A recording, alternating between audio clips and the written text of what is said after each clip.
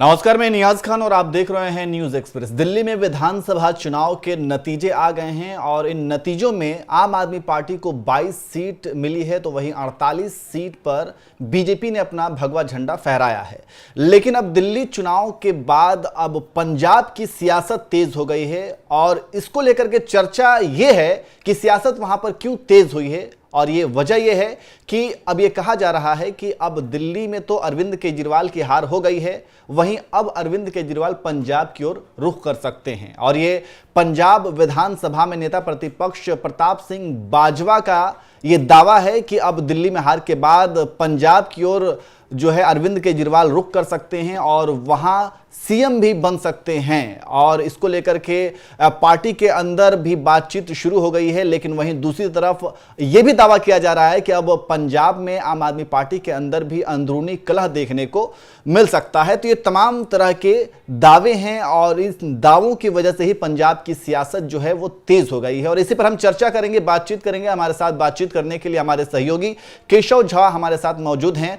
केशव, दिल्ली में तो आम आदमी पार्टी की हार हुई है और इस हार की वजह के पीछे भी मंथन करना बहुत जरूरी है कि क्या वजह रही है, वो अलग एक चर्चा का विषय है। लेकिन अब जो पंजाब की सियासत तेज हुई है और ये कहा जाने लगा है कि अब अरविंद केजरीवाल दिल्ली छोड़ करके पंजाब की तरफ रुख कर सकते हैं। और ये दावा प्रताप सिंह बाजवा, जो कि पंजाब में विधानसभा में नेता प्रतिपक्ष है, उन्होंने किया है। तो इस दावे में आपको कितनी सच्चाई लग रही है? देखिए नियाज, जो कल दिल्ली का रिजल्ट आया वो अपने आप में काफ़ी ऐतिहासिक था, बीजेपी की दृष्टि से भी और आम आदमी पार्टी की दृष्टि से भी। क्योंकि दिल्ली में आम आदमी पार्टी की राजनीति की शुरुआत हुई, उसने एक आंदोलन खड़ी की और उसके बाद से देखते हैं तो देश के दूसरे राज्यों में गई। दिल्ली से सटा हुआ राज्य है पंजाब, जिसका फायदा उसे विधानसभा चुनाव में मिला और तकरीबन क्लीन स्वीप उसने पिछले चुनाव में किया था 2022 में, जहाँ पे 117 सीटों वाली विधानसभा में 92 सीट उसे मिले। एक तरीके से लैंडस्लाइड विक्ट्री थी। लेकिन जब दिल्ली आप हारते हैं, जहां पे 2 बार लगातार आपकी सरकार रही और एक तरीके एक छत्र राज रहा, केजरीवाल लगातार विधानसभा में ये कहा करते थे कि मोदी जी, आप इस जन्म में तो आप आम आदमी पार्टी को नहीं हरा सकते और दिल्ली में तो हराना आपके लिए मुश्किल ही नहीं नामुमकिन है। जब वहां पे हारते हैं तो इसकी कलह और इसकी गूंज पंजाब तक सुनाई देती है। बिल्कुल। और एक चीज और मैं ऐड करना चाहूंगा कि मतलब दिल्ली में हार का मतलब यह है कि अरविंद केजरीवाल की पॉलिटिकल आइडेंटिटी की हार। क्योंकि जैसे आपने शुरुआत की ना कि अरविंद केजरीवाल ने दिल्ली से ही शुरुआत की, राजनीति की दिल्ली में ही, मतलब वो राजनीति में आए, पार्टी बनाई, 3 बार चुनाव में भी वो उतरे, तो 2 बार उन्होंने जीत भी हासिल की। लेकिन अब दिल्ली में चूंकि अरविंद केजरीवाल की हार, आम आदमी पार्टी की हार तो एक अलग बात है, लेकिन केजरीवाल की हार, इसका मतलब यह है कि अरविंद केजरीवाल की पॉलिटिकल जो आइडेंटिटी है ना, उसकी भी हार आप कह सकते हैं। दिल्ली में जो आम आदमी पार्टी की हार है उसमें भी अरविंद केजरीवाल की हार नहीं, दिल्ली विधानसभा से वो अरविंद केजरीवाल की राजनीति को और पूरी आइडियोलॉजी को चुनौती दी है। मैं ये क्यों कह रहा हूँ नियाज, देखिए उनकी फ्री वीज वाली राजनीति थी, जिसपे बीजेपी ने भी फ्री वीज दी और जो लोग फ्री वीज पहले से पा रहे थे, बीजेपी बाद में देती, आम आदमी पार्टी ने पहले दे दिया, वो लोग भी आम आदमी पार्टी के एंटी हो गए। उन्होंने उनका साथ छोड़ करके बीजेपी की तरफ शिफ्ट किया। झुग्गी झोपड़ी वाली जो वोट बैंक था वो केजरीवाल कांग्रेस के पास हुआ करता था, उनके पास सीट हुआ, लेकिन कहीं ना कहीं उन्होंने भी साथ छोड़ दिया। ऑटो वालों ने भी साथ छोड़ा, मध्यम वर्ग ने भी छोड़ा, क्योंकि 2000 आप 3 बार जीतते हैं तो मध्यम वर्ग के साथ के बिना आप नहीं जीत सकते। तो कुल मिलाकर के इन तीनों ने छोड़ दिया। कब तक फ्री वीज से आम आदमी पार्टी यहां जीत सकती थी? क्योंकि राजनीति में अल्टरनेटिव पॉलिटिक्स में आपको कहीं ना कहीं आइडियोलॉजी का मतलब देना पड़ता है कि ये मेरी आइडियोलॉजी है, वो कहीं ना कहीं लैग कर रहे थे। ऐसे में अगर वहां पे जो उनकी बुनियाद रही राजनीति की दिल्ली में, अगर वो यहाँ हारते हैं तो इसकी चुनौती तो उन्हें दिल्ली पंजाब में मिलेगी। देखिए, जब आतिशी चुनाव नहीं लड़ रही थी, मतलब आतिशी जब मुख्यमंत्री बनी थी, तो कहीं ना कहीं ये सवाल उठता था उन पे कि वो एक डमी सीएम के रूप में है। उन पे विपक्षी आलोचना करते थे कि आप उनको वो तवज्जो नहीं दी जा रही है। लेकिन जहां तक पंजाब की बात है तो भगवंत सिंह मान पे भी आरोप लगता रहा है। पहले जब चुनाव हुए थे न्याज, तो आपको पता है कि उस समय आरोप लगे थे कि कहीं अरविंद केजरीवाल दिल्ली छोड़ करके पंजाब का न मुख्यमंत्री बन जाए, लेकिन उन्होंने ऐसा नहीं किया। भगवंत सिंह मान जो उनके खास करीबी थे उनको मुख्यमंत्री बनाया। लेकिन अब ये समझ में आ रहा है कि कांग्रेस जो विपक्षी कांग्रेस है वो इस स्थान को, जो एक झटका लगा है दिल्ली में केजरीवाल को, वो कांग्रेस की उम्मीदों को खड़ा कर दिया है। बड़े जो पत्रकार हैं वो बता रहे हैं कि कांग्रेस की पूरी कोशिश थी दिल्ली में कि हम जीत नहीं सकते तो आम आदमी पार्टी को बर्बाद कर देंगे। उसकी पूरी वजह समझ में आती है, क्योंकि जो दिल्ली में हो, चाहे पंजाब में हो या दूसरे राज्यों में हो, गोवा हो चाहे गुजरात हो, कांग्रेस के वोट ही शिफ्ट होते हैं आम आदमी पार्टी की तरफ।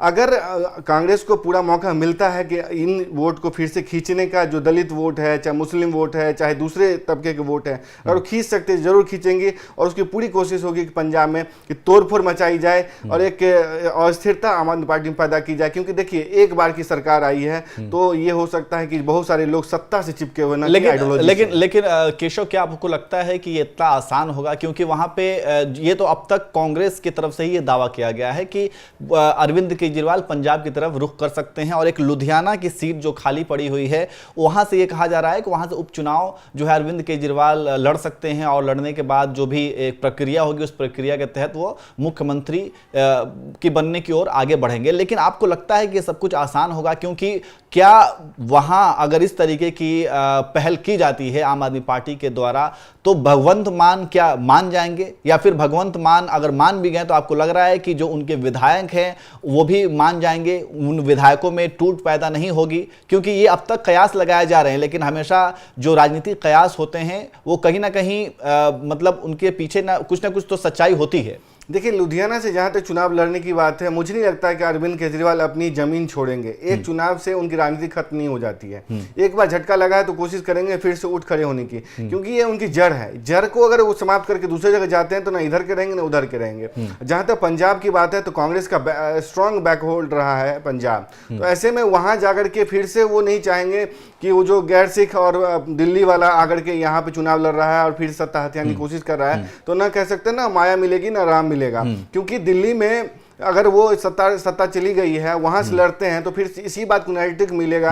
गैर पंजाबी का जो नैरेटिव आम आदमी पार्टी के खिलाफ चलता है वहां पे, ऐसा लगता है कि आप दिल्ली से भगवंत सिंह मान को वो रेगुलेट कर रहे हो, तो उसके आरोपों को लेकिन ये आप सिख और गैर सिख की जो बात कर रहे हैं केशव, अब मैं एक बता देता हूं कि आम आदमी पार्टी की पंजाब इकाई के अध्यक्ष अमन अरोड़ा, उन्होंने कुछ दिन पहले कहा था कि पंजाब का मुख्यमंत्री कोई हिंदू भी हो सकता है। तो उनके इसी बयान के बाद इस तरह के कयास लगाए जा रहे हैं कि अरविंद केजरीवाल को वहां पे मुख्यमंत्री बनाए जाने की पहल की जा सकती है। देखिए, जो गैर हिंदू हो सकता है, बीजेपी ने गैर जाट वाला जो नैरेटिव था वो वहां पे दिया, जैसे हरियाणा में दिया या दूसरे राज्यों में चौंकाया, लेकिन पंजाब में ये नहीं चल सकता है। बीजेपी देखिए, जैसे जगदेव बलराम जाखड़ थे, दूसरे नेता थे, उन सबको बनाया जाता है तो वो पंजाबी थे, वो हिंदू थे लेकिन पंजाबी हिंदू बिरादरी से आते थे।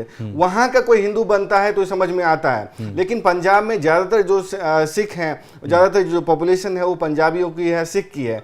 ऐसे में हिंदू को बना करके आम आदमी पार्टी फिर से वो रिस्क क्यों लेगी कि वहां भी सत्ता चली जाए? क्योंकि उसे एक राज्य तो चाहिए पार्टी चलाने के लिए, सरकार चलाने के लिए, वरना पार्टी में टूट फूट मच सकती है। देखिए, क्योंकि पार्टी चलाने के लिए फंड की आवश्यकता होती है, पैसे की आवश्यकता होती है। और आपको पता है कि जब ये आरोपी है, इस बात की पुष्टि नहीं हो पाई, कहा यह बीजेपी ने आरोप लगाया न्याज कि जब महिला संजीवनी योजना दिया या महिला सम्मान योजना दिया, तो इन सब के जो फंडिंग होनी थी या इसका जो स्ट्रांग रूम जो बनाया गया था पंजाब बनाया गया था, और क्योंकि यहाँ पे दिल्ली में उनको काम नहीं करने दिया जाता, एलजी उस पर रोक लगाते, इसलिए जो सारे पैसे या सारे कह सकते हैं जो स्ट्रांग होल्ड है वहां से आता, यानी सारी मशीनरी वहां से रेगुलेट होती है। ये आरोप है बीजेपी के, इसकी पुष्टि नहीं हो पाई। तो ऐसे में उस आरोप को और बल मिलेगा कि अगर वहां जाते हैं अरविंद केजरीवाल खुद से, तो उन पर आरोप लगेगा कि वो पहले तो रेगुलेट करते थे, अब सीधे फ्रंट फुट से आकर के रेगुलेट कर रहे हैं। ऐसे में भगवंत मान असहज स्थिति में खुद को पाएंगे और वो बगावत को हवा देंगे। चलिए, तो कुल मिलाकर के तमाम तरह की बातें तो कही जा रही हैं, क्योंकि अरविंद केजरीवाल की दिल्ली में हार हुई है, और दिल्ली में हार होना मतलब यह है कि खुद अरविंद केजरीवाल भी हार गए। तो ये बड़ा ही सोचने वाली बात है आम आदमी पार्टी के लिए और अरविंद केजरीवाल की एक पॉलिटिकल आइडेंटिटी के लिए, जो कि दिल्ली से ही उन्होंने इसकी शुरुआत की थी। लेकिन अब पंजाब को लेकर के जो सियासत तेज हुई है और पंजाब कि सियासत को लेकर के जो तमाम तरह की बातें कही जा रही हैं और ये कहा जा रहा है कि अरविंद केजरीवाल अब दिल्ली में हार के बाद पंजाब की तरफ रुख कर सकते हैं, तो इसके पीछे की सच्चाई क्या है ये तो आने वाले समय में पता चल ही जाएगा। लेकिन अभी जो कुछ भी केशव ने बताया कि किस तरीके से मतलब अभी पंजाब से ही सब कुछ सेंट्रलाइज होना था, और ये जो है बीजेपी का आरोप भी रहा कि सब कुछ ही पंजाब से ही मिशनरी वो सारी चीज़ें चलनी थी। अगर ऐसे में अरविंद केजरीवाल ऐसा कुछ फैसला लेते हैं तो उस आरोप को और ज़्यादा मजबूती मिलेगी। लेकिन अब सवाल यही है कि क्या वाकई में जो कांग्रेस के पंजाब विधानसभा में जो नेता प्रतिपक्ष हैं उन्होंने जो दावा किया है कि अरविंद केजरीवाल जो है पंजाब की ओर रुख करेंगे या फिर पंजाब के मुख्यमंत्री बनने की पहल की जाएगी, लुधियाना से उपचुनाव हो सकते हैं, वहां से वो अरविंद केजरीवाल खड़े हो सकते हैं, ये तमाम तरह के जो दावे कांग्रेस की तरफ से किए गए हैं, इन दावों को आप कैसे देखते हैं? इन दावों में आपको कितनी सच्चाई लगती है? आप भी कमेंट करके जरूर बताएं।